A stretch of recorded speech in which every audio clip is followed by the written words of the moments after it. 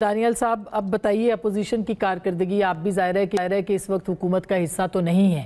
اور آپ کو لگتا ہے کہ ظاہر ہے باقی اون عباس صاحب نے بتایا، بیرسٹر صاحب اپنی گورنمنٹ کا بتا رہے ہیں، آپ کو لگتا ہے کہ اپوزیشن بھی وہی کردار ادا کر رہی ہے جو اس کو کرنا چاہیے، جو ہونا چاہیے تھا ان کا کردار؟ میرے ذاتی خیال میں جی اپوزیشن بہت اچھا کرتی ہے اگر کوئی پبلک ایشوز بھی اٹھاتی۔ ظاہری بات ہے ان کے اوپر ایک بڑے سنگین اور مشکل وقت میں سے گزر رہے ہیں، تو ان کو ظاہری بات ہے وہی نظر آتا ہے، اور اسی کی سارا دن پلاننگ میں یا اس سے بچنے کی تگودوں میں شاید ان کا وقت صرف ہوتا ہے۔ لیکن اس کے ساتھ ساتھ میں سمجھتا ہوں کہ ان کو جو اپوزیشن کے کردار کی ضرورت ہے کہ وہ جو عوام کے مسائل ہیں، ابھی مثلا میں آپ کو مثال کے طور پر بتاتا ہوں کہ ابھی سے اسٹیٹ بینک آف پاکستان، میں تو 3-4 مہینے سے یہ بات مسلسل تواتر سے کر رہا ہوں، اسٹیٹ بینک گورنر نے last monetary policy committee meeting کی جو سٹیٹمنٹ ہے اگر وہ دیکھیں، اس میں وہ کہہ رہے ہیں کہ آگے مہنگائی کا ریلا آ رہا ہے۔ تو یہ کیوں آ رہا ہے؟ یہ بات سمجھ نہیں کی ہے کہ مہنگائی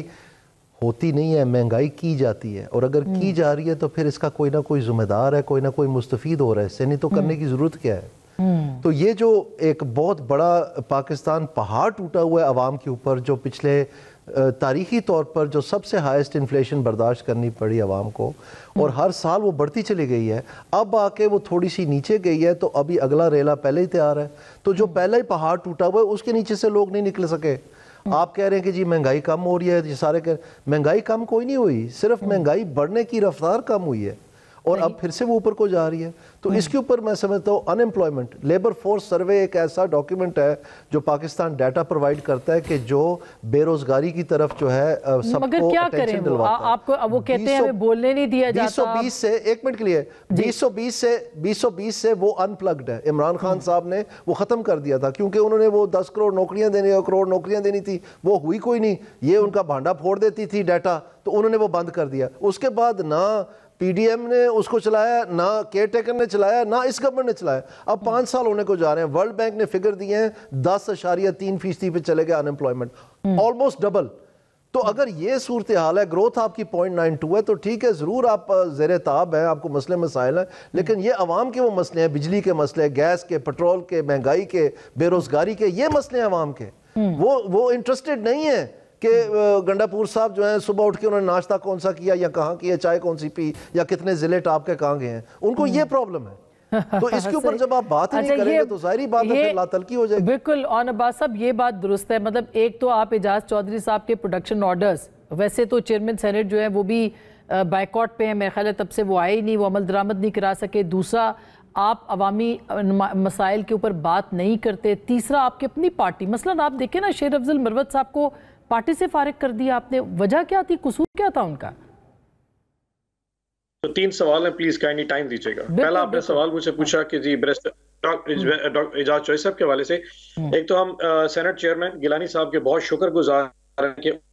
پچھلا پورا سیشن اس وجہ سے سینٹ کو صدارت نہیں کی پورے اجلاس کی، کیونکہ اعجاز چودھری صاحب کا جو انہوں نے پروڈکشن آرڈر جاری کیا تھا، جس کو پنجاب کی حکومت نے ڈینائی کر دیا، انہوں نے کہا جی ہم آپ اس کے آرڈر کو نہیں مانتے، سیکیورٹی ایشوز کی وجہ سے ہم اعجاز چودھری صاحب کو نہیں بھیجیں گے، انہوں نے پورا سیشن اٹینڈ نہیں کیا۔ میں اس چیز کو اور بھی آگے فردر لے کے جاؤں گا، کل شام کو 4 بجے دوبارہ سیشن ہے پڑا، اور مجھے پوری امید ہے اور کبھی امید ہے کہ گیلانی صاحب اپنی اس ریت کو، اس روایت کو، اور اس ایک پرنسپل سٹینڈ کو جو کہ انہوں نے پچھلے سیشن میں لیا رہا، وہ اس سیشن میں بھی کیری کریں گے، اور اس سیشن میں بھی تب تک وہ صدارت نہیں کریں گے جب تک اعجاز چودھری صاحب کو وہاں پیش نہیں کیا جاتا۔ اس کی وجہ یہ کہ یہ سینٹ کے چیئرمین کے اپنے جو رتبہ ہے، یہ اس کی سینکٹیٹی کا ایشو ہے، یہ ہمارا ایشو نہیں، اس رتبے کی عزت اور تکریم کا ایشو ہے۔ آج وہ سٹینڈ لیں گے، اور میں بار بار کہتا ہوں کچھ غلطیاں ہم سے ہوئی ہیں، وہ نہیں ہونی چاہیے تھی، کیونکہ ہماری پہلی دفعہ حکومت تھی، لیکن آج اگر اس طرح کا یہ معاملہ ہو جائے گا تو کل کو جب حکومت میں آئیں گے انشاءاللہ، آج جو لوگ ان کو اس آرڈر کو امپلیمنٹ نہیں کرنے دے رہے، کل کو ہم ان کی بات بھی نہیں مان کے اس وقت بھی ان آرڈرز کو امپلیمنٹ کریں گے۔ So that is number 1۔ Number 2،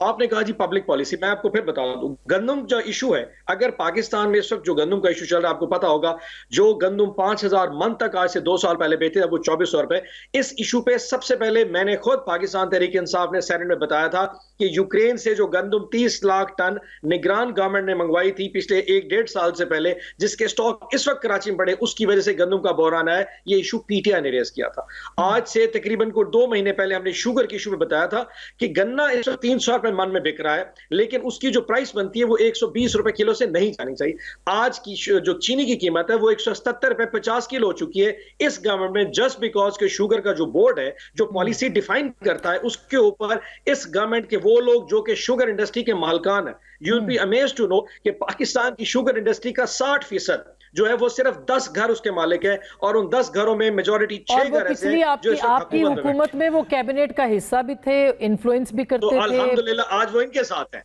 बिल्कुल, वो हर एक के साथ होते हैं, वो अगली हुकूमत के साथ भी होंगे। अगर आपकी अगली हुकूमत हुई तो उसमें भी होंगे सर, और डिसीजन मेकर्स होंगे।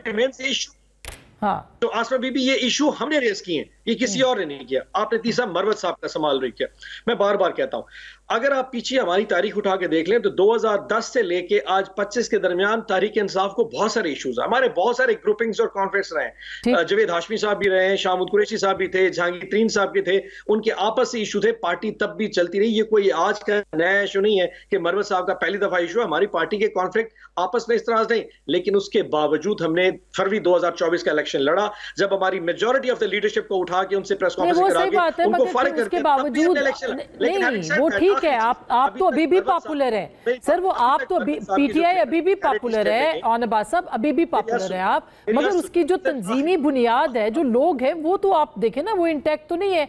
अगला नंबर किसका होगा बाय द वे? हाँ, मरवत साहब के हवाले से अभी कोई क्लियर नहीं है। कल खान साहब को जुनेद अकबर जाके मिलेंगे, अली मीन गंडापुर ने भी कल खान साहब को मिलना है, उसके बाद फाइनल होगा कि क्या स्टेटस। लेकिन एक चीज बताऊं, ये पार्टी को मेरे जैसे क्या कोई भी नहीं संभाल सकता। इस पार्टी का 2 ही लोग हैं, या इमरान खान है या अवाम है। जब तक ये 2 चीजें कायम है इस पार्टी के, किसी के आने या जाने या निकाले जाने से और भी है सोशल मीडिया सर आपका, अवाम से ज्यादा सोशल मीडिया आपका, और सोशल मीडिया की जो पॉलिसी है वो पाकिस्तान में मुरतब नहीं होती। मरवत साहब की अपनी खिदमत, असमें भी मरवत साहब की अपनी खिदमत है, उन्हें उस वक्त पार्टी को सपोर्ट किया था जब बहुत टफ टाइम से। बिल्कुल, आई एम श्योर कि कल जब खान साहब से मिलेंगे चलेगी तो अच्छी